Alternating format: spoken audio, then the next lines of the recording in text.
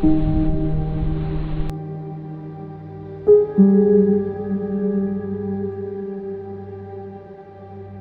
I were planning a proper photography outing to the ocean, I would usually include a number of lenses in my backpack. Definitely my tripod because I love long exposures, and probably a range of filters as well. That wasn't the case today because I was more on a trip with my family along the coast of Fukui on the Sea of Japan. But I think I still managed to come away with a few photos that showed the power and excitement of the ocean, and I'll show you those in a little bit.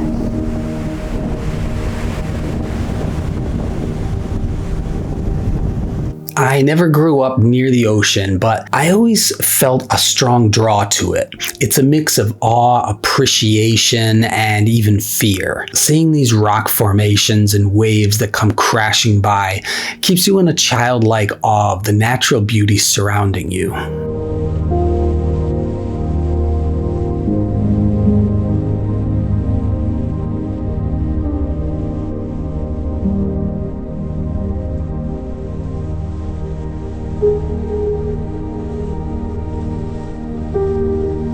Seeing the whole grand scene is awe-inspiring, but I feel that capturing an intimate landscape directly connects me to a part of nature, and also feel that a closer scene allows more space for the viewer to use their imagination as well. And this is the whole grand scene versus intimate landscape.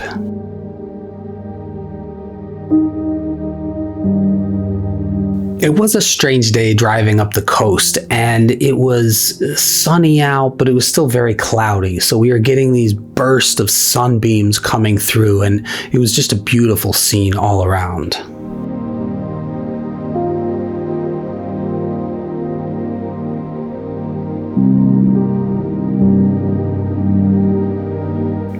We stopped at this beach in Fukui called the Diamond Beach, and there are some magnificent rock formations here just boldly sticking out. So I started here to show you some of these photos that I captured. And these were mostly with my 85mm, and then a little bit more I got the longer telephoto zoom out.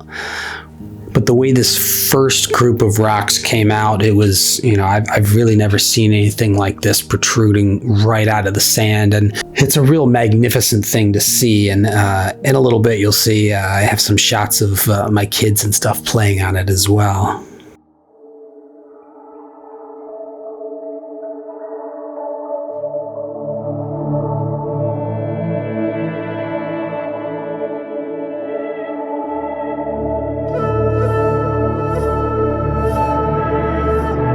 In the distance, I could just see these layers of what must be almost like a peninsula with a few small islands off it.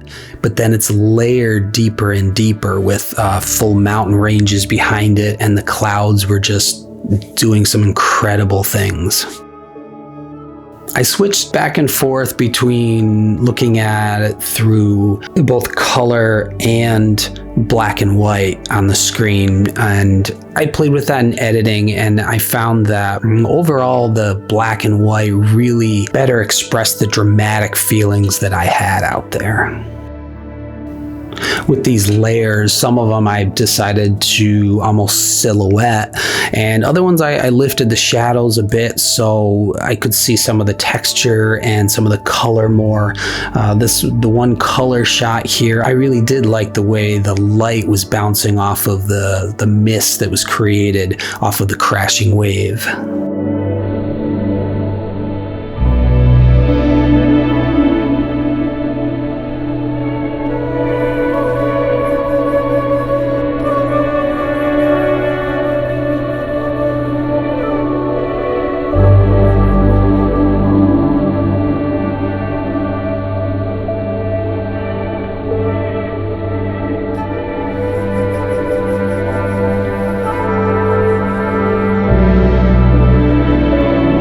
Was getting darker. We were there to sunset, so some of the photos are reflecting some of the light that was coming through before it was basically all hidden behind the clouds.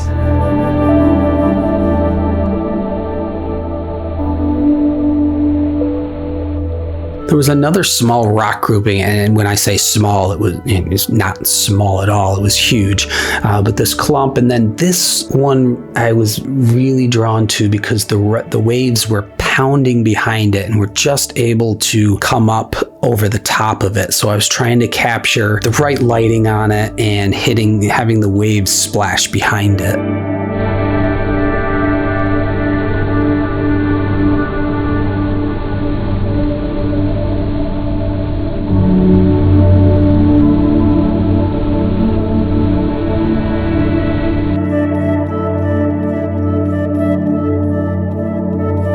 Farther down the beach, there was a surfing area, and this was late fall, early December, and one of the prime times for surfing in this area on the Sea of Japan. The water's very cold. Yeah, it's freezing out there, but you know, they're with their wetsuits.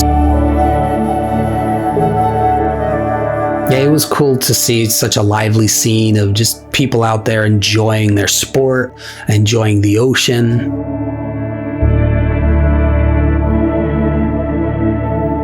Like I said, I was there with my family, and we were there more to enjoy the time together. So I got a few shots of them playing, and I loved seeing the kids running around.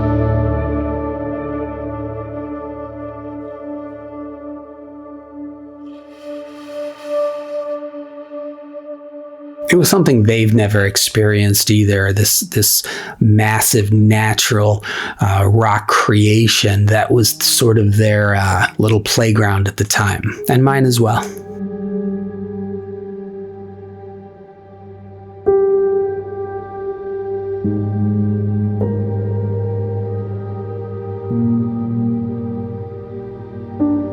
Obviously, if this were a planned trip, things would have gone differently. I would have brought my tripod for sure, because I would have loved to get a few shots of smoothing out the water there a bit and blurring some of those clouds as well. Some of those light streaks might have been really nice.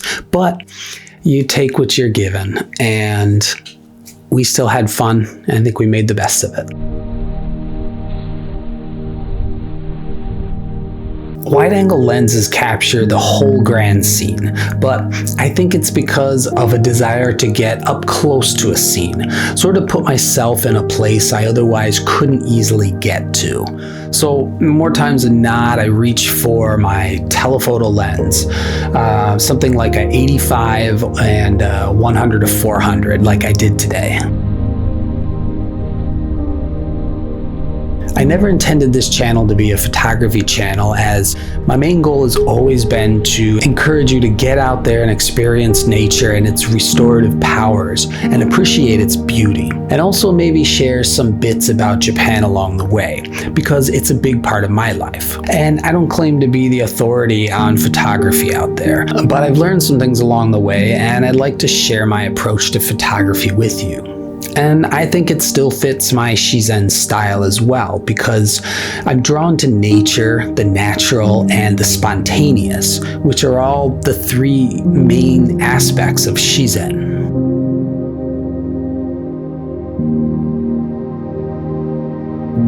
Being in, near, or even seeing water also has a number of huge benefits for your creativity and overall well-being. To go deeper on this topic, the next thing is to check out this video I made, Harnessing the Power of Water for a Shizen Lifestyle, Tips for Developing a Blue Mind.